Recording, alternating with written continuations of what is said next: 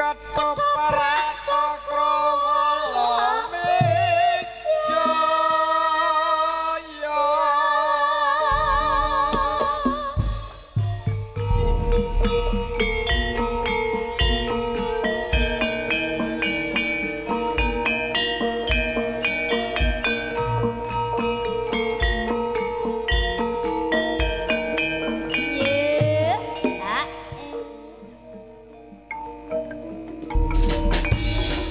Dumateng para kamiyasi kaparenga ngawula miwiti pagelaran seni ketoprak Cakrawala Wijaya nama kepalan kula kasepuhan kang pasjayos mugi datang tanggo sadaya sami kramuya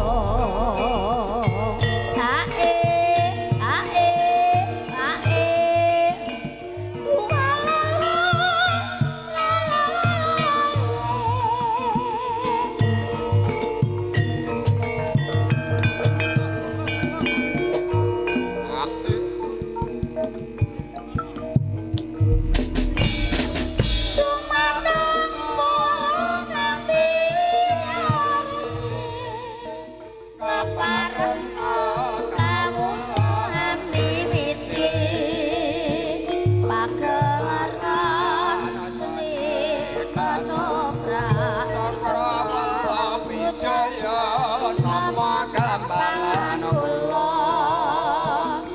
Kasepuhan kang pasjayos mugi datang tanggo sadaya sami kramuya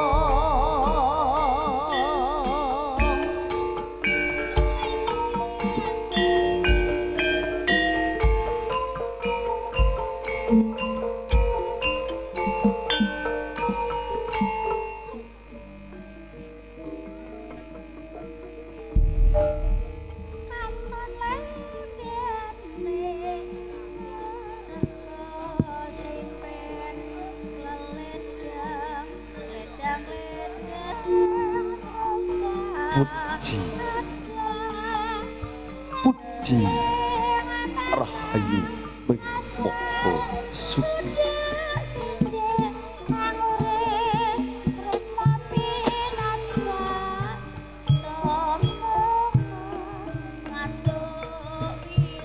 Assalamualaikum warahmatullahi wabarakatuh. Nuwun para pamirsa sutresna kakung semawana putri kang satuhu lenggah dat kalingga murpaning akrami ugi ngaturaken dhumateng para sesepuh pinisepuh pangemban-pangembating praja ugi satriyaning negari ingkang sampun lebda ing pitutur satuhu ing pamawas kinarya dados pandam pantomipun kawulodasi para pamirsa sutresna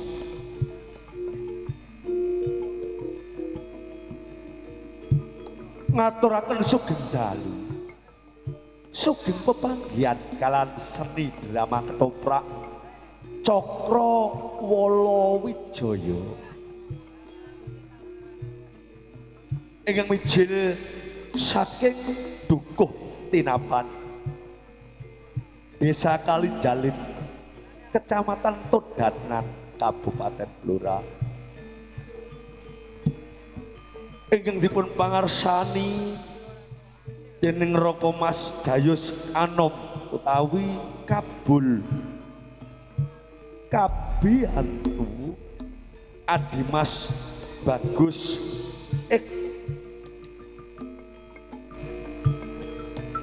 Iwan Irawan utawi Gandul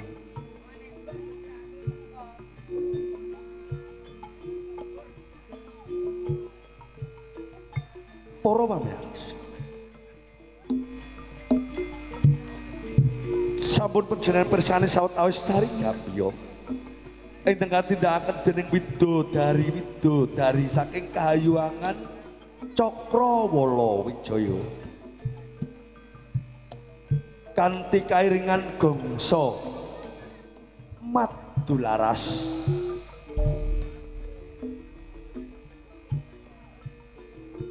kerawitan laras irama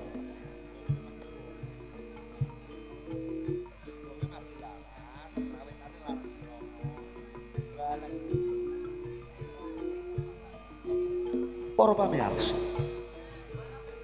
kanthi raos tumut-tumut hamamatri haleluri mekaring budaya Jawi kinarya suwananipun keluarga ingkang hamangkugati Ketoprak Cakrawala Wijaya badhe babar lampahan sejarah Majapahit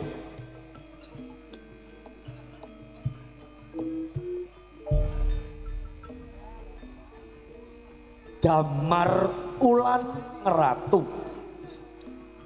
uru bisma minak jingga nagih janji mila mriki badhe pun kula wedharaken paraga indakaken cariyos wonten ing dalu punika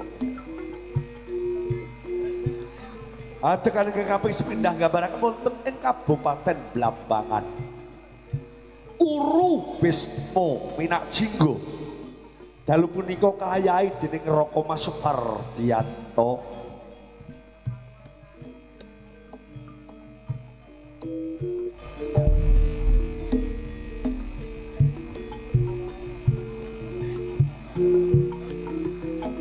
angkat buta katindakan dening Raka Mas Binianto angkut buta katindakan dening Raka Mas Warya Dayun katindakan dening Adimas Bagus Yoko Widianto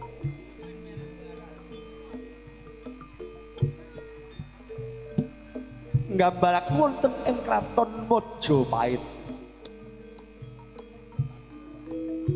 Sang Prabu Putri Suba Siti Kencana Wungu katindakan dening Niken Tarni Widyaningsih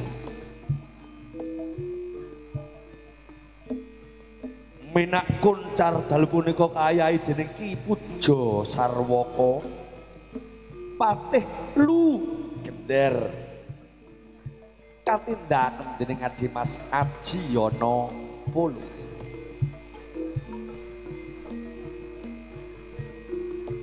layang seto katindakan dening Ki Bagus Mulyono layang kumitir katindakan dening Adimas Eka Samberan gambaraken wonten ing Taman Kepatihan Anjas Moro katindakan dening Niken Juliana Dewi Mbak Gones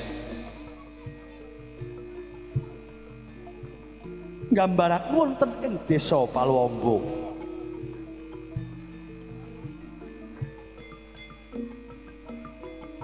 Begawan Sentanu Murti katindakan dening Ki Eko Aji Nugroho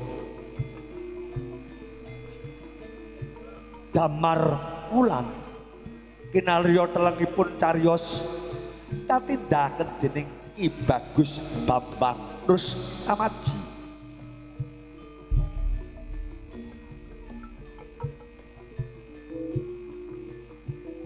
Jebrak bakul dawet katindakan dening Nyohnya Gentong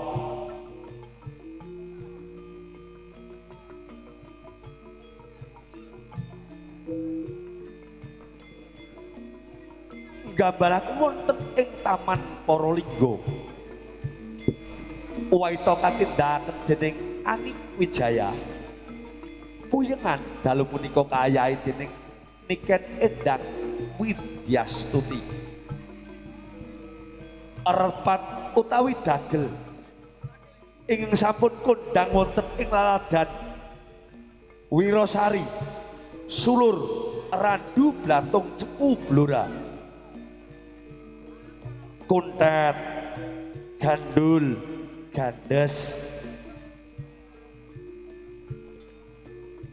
Para pamirsa, tata dekorasi panggung kasta dening Raka Mas Ceking, Begok, Kentus, Gember, Macan, Ulo, Tetean, Banaspati, Celeng, Gendruwo, Pocok katindakan dening bocah-bocah ingkang boten uman dapuan. Para pamirsa, kula wedharipun paraga ngendhang cariyos wonten dalu punika. Sugeng mirsani ngantos titi purnanipun lampahan Ketoprak Cakra Wala Wijaya kanthi hasasanti Sura Dira Jayaningrat Katrat Ling Brahmastuti Jaya Jayanti liring sambikala. Sapa miwiti culika wahyune bakal sirna. Nuwun kawula nuwun.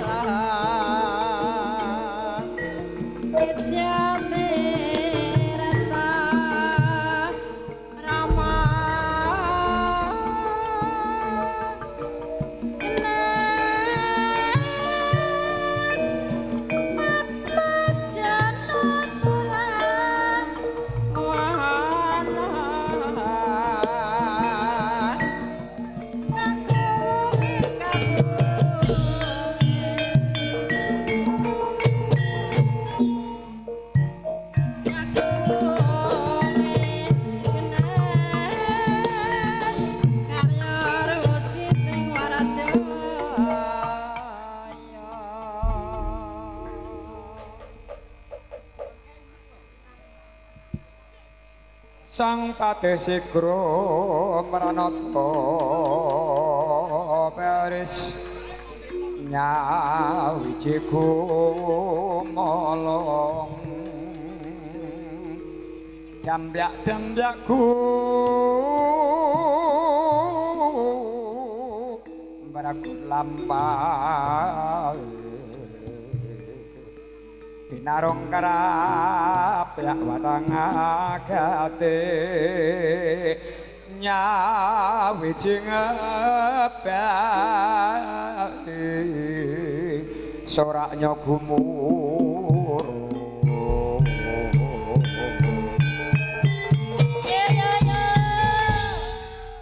kapyarasa swaranipun lerembake samudra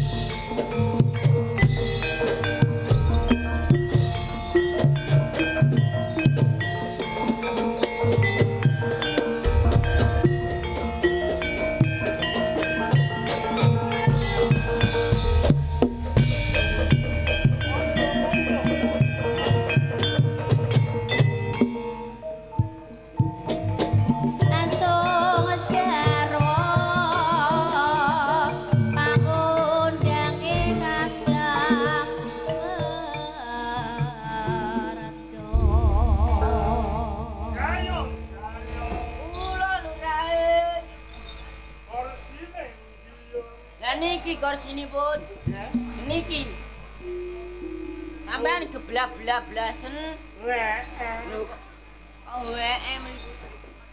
Monggo lurahe. Iya mriki ayo. Inggih.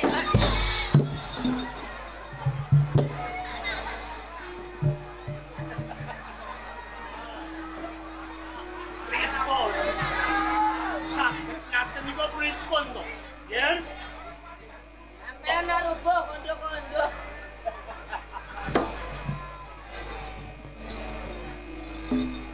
kowe nang ndi? Kula dong mriki lurahe.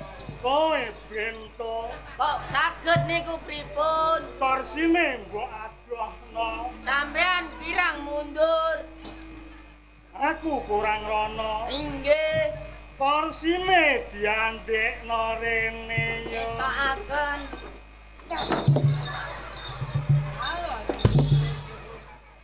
Pripun lurahe? Kowe goblok. Monggo. Waduh korsine dhuwure. Monggo pinangkring lurahe. Jayon. Kula lurahe. Putih ning latar kaya apa yo. Kuwi namine betek lurahe. Putih ning dhuwur kenteng kaya apa yo. Kuwi naminipun gaplek lurahe. Gremet ning gedhe kaya apa yo. Kuwi tekek lurahe. Iya. Inggih. Jayon. Kula lurahe. Diadai gelas anek cendole kaya apa yo. Niku dawet lurahe. Kowe goblok. Kok saged pripun? Dawet kuwi seneng guri omah. Ireng-ireng sak jempolan kuwi yo. Malah niku dudu dawet. Niku juwet. Kuwi goblok. Kowe ora jumet yo. Lah napa lurahe? Jumet kuwi sing dienggo renang pecah wedok. Malah niku dawet.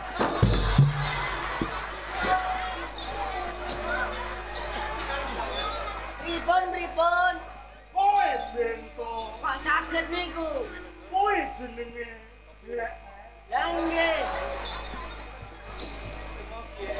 Jayon. Kula lurahe.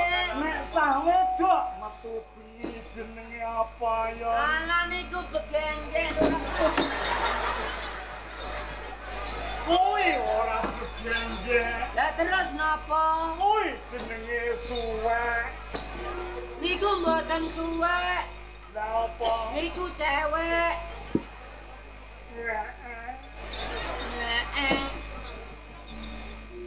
Bapak Maratua angkat buta. Kula nggih. Sampean kok guyu mawon kaya metu dagelan. Lho. Sinten ingkang mujeng? Napa mboten kaget? Dika kekalih kula timbali wonten ing pendopo Blumbungan Bapak. Nggih. Guru Bisma Nggih pripun? damel kagetipun ingkang bapa wonten kawigatosan menapa kersa nimbali dumateng kula nggih. Monggo anak angger Guru Bisma kula aturi paring dawuh menapa kawigatosanipun nggih. Bapak Maratua angkat buta lan angkut buta. Nggih, kula Mesti dika kilingan. Rikala kula nagih janji ngantos sak ngriki ngersani Dyah Ayu si Soba Suki nggih kencon krungu. Lurahe. Ngantos sak ngriki Mboten kencondot ungu. ya iya Kencana ungu lurahe. iya kuwi. Mula Bapak Maratua nggih Rikala ndika kula utus minggah wonten ing pendopo Majapahit ngantos sak ngriki enten pangasuhan Bios pundi jebul kausanane bapa Kepareng kula menika matur lepat nyuwun pangapunten nggih. nggih pripun Boten kirang-kirang anggen kula ngaturi nawala duk rikala semanten sampun dipun tampi kaliyan Swita Ratu nggih Yah Ayu Kencana. Kula kapure wangsul wonten dalem ing Blambangan. Nanging engko sapriki dereng wonten pawangsulan. Napa leres Bapa Maratua angkut buta? Nak Mas Buati Nggih pripun? boten lepat kawulipun Kamas angkat buta nanging poinip sampun awit menapa entuk ing mangkenipun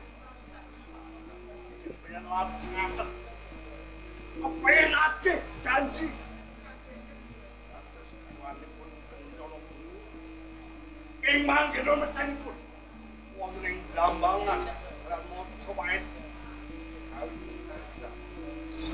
Bapa Maratua angkut buta? Nggih ngendika Bapa Maratua angkat buta? nggih kula Bisma Mula ing pasilakan iki dereng titi kala mangsa. Nika kekalih kula tingali wonten ing Pandapi. Kula jengrus kilaku. Rikala kula nagih janji ngersane Yah Ayu Kencana Bapa. kersanipun anak angger Multisni. Nika kekalih ampun kabutan kula tunduk saking Pandapi tindaka wonten ing Majapahit nagih janji sapa siti kedah dados garwa kula Menawi to kepareng dalem kula nyuwun tambahin pangestu. Badhe mat wonten Damping Ratu Majapahit. jenengan kekalih kagem dados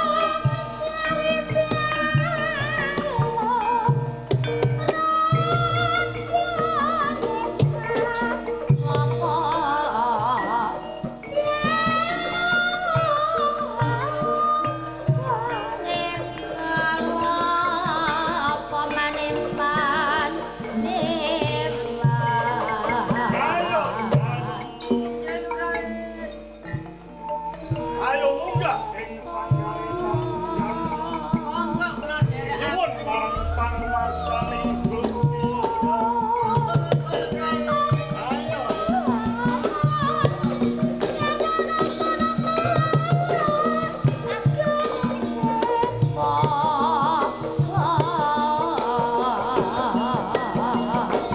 Sarira tri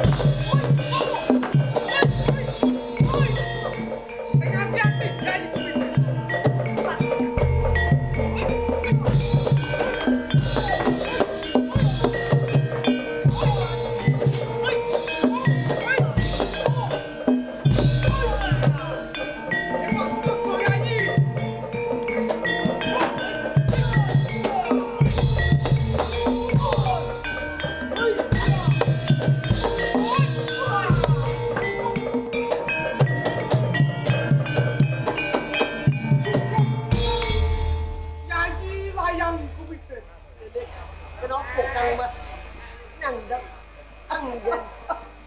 Kula gegladen kali panjenengan. Aku ora nyono babar pisan.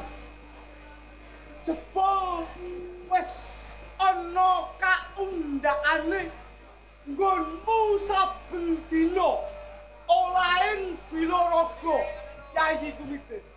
Kowe wis katon limpat nggonmu ngecakake olahen Bilaraga. Kuwi bener kan, Mas? Yen to Tumite selimpat. Yen to ing peperangan. Mula Yayi Tumite yen ndak pikir sambung kelawan kawuhe Rama Lugenden. Yen to kowe karo aku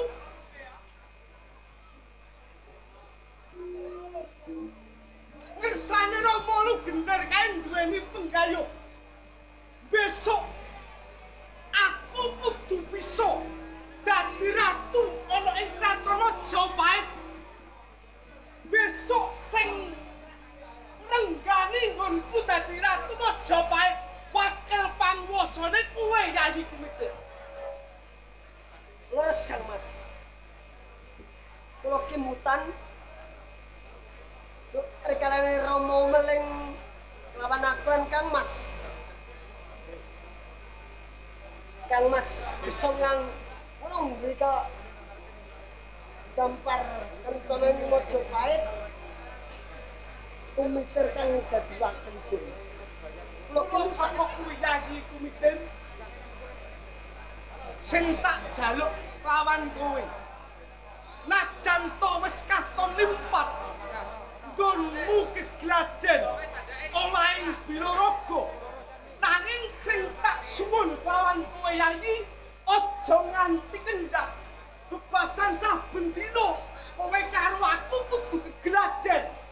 Dimen luwih sampurna nggone padha nindakake olahing Bilaraga.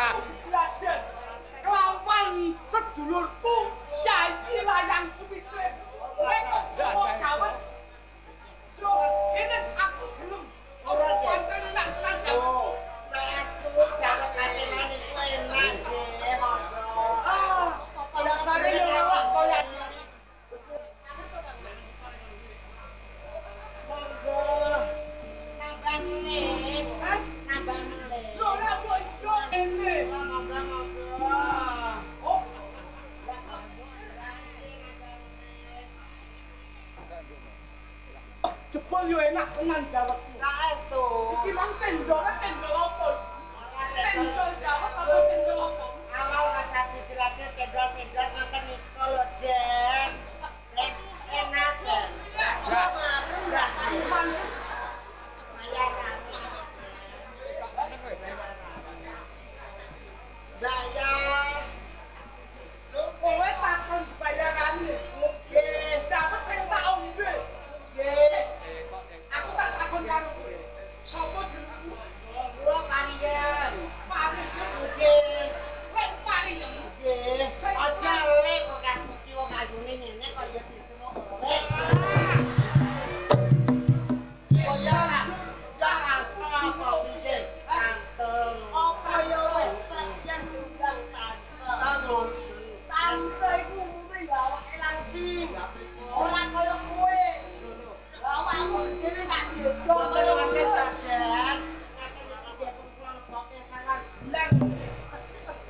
debat operasi. Dah. Operasi. Apa kowe ndrukan? Buatan mas.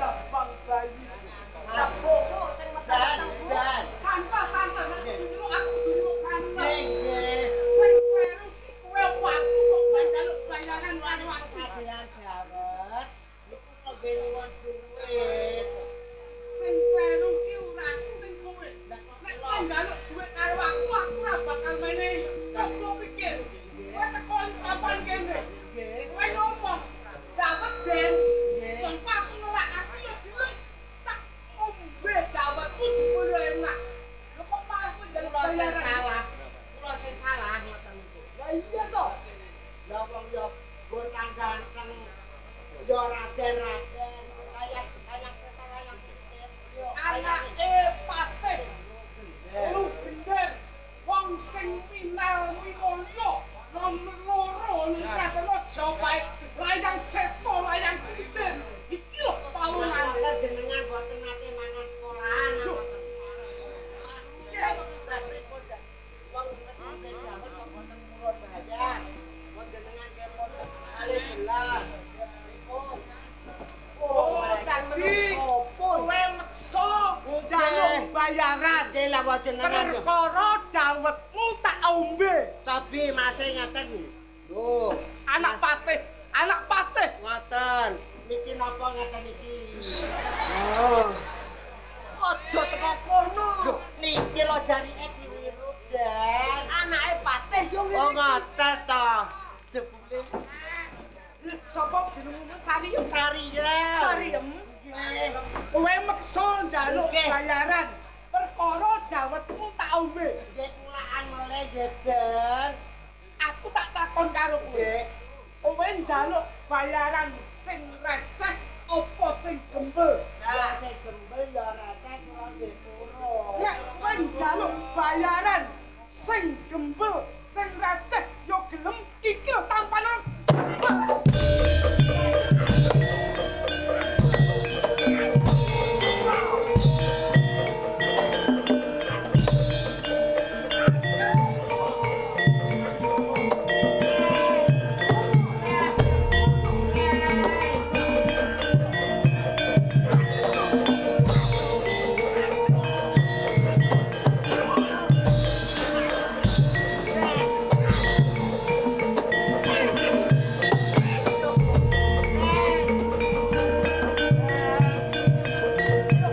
Kowe ngino anake patih lu gede layak sing ora yang ngomong.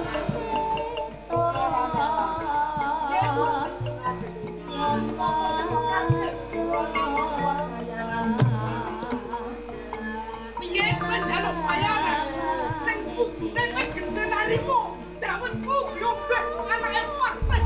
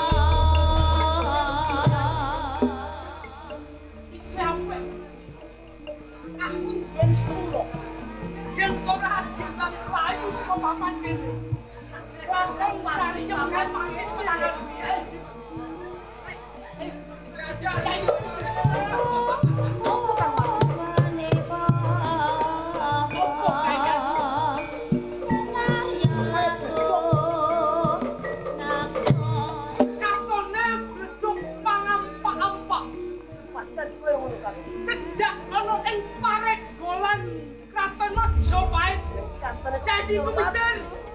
Menjanani banget. Ayo, podo dicedhaki. Ono kahanan opo kae?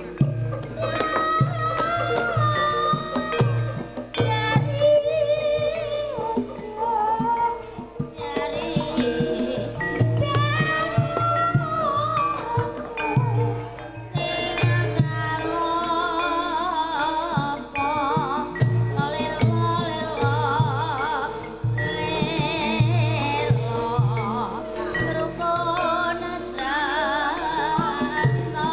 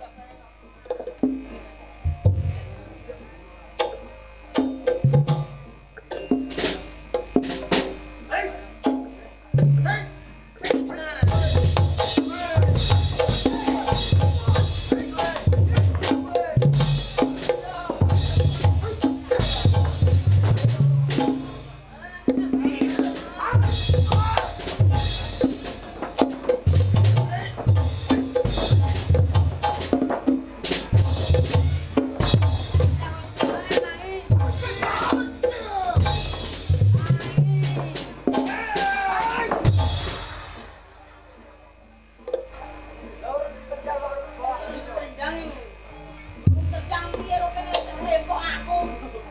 Lagi ngadeg di pancal, lagi ngadeg di pancal. Saya ya iblis. Iblis. Setan. Maju. Siapa nanti? Muri.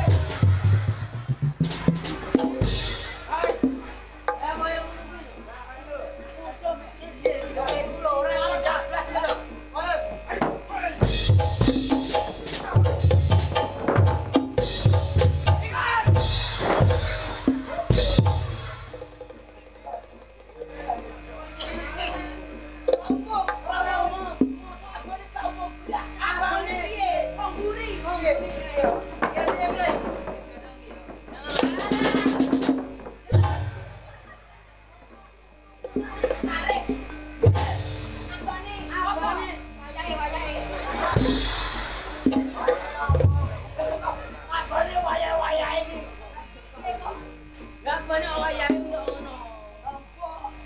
Mundur.